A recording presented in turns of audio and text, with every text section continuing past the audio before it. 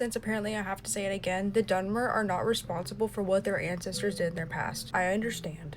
I understand that the history between the Dunmer and Argonians are far from over. It is a living, breathing history.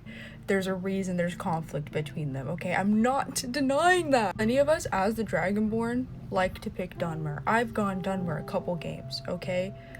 But does that mean that the possibility that I'm a descendant of slave owners? Does that mean that I, as a Dunmer, am responsible for what my ancestors did? No. No. Let's be realistic. If we are applying collective guilt for shit that our ancestors did, then that also has to be applied to the Nords.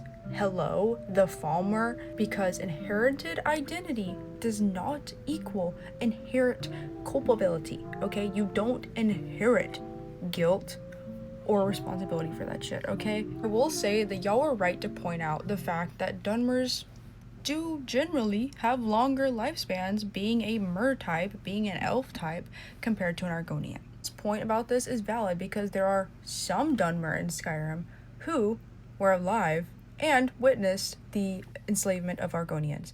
But does that mean all the Dunmer in Skyrim got to see that shit?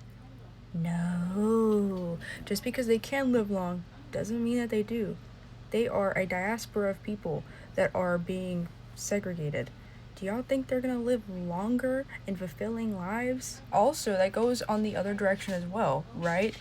There are plenty of Dunmer, not all of them, that also have the possibility of remembering what the Argonians did to them after the collapse of Morrowind. In anthropology, there's a lot of different models of how things become cultural and how things become memory, and when something becomes institutionalized, it is very difficult to dismantle it, right?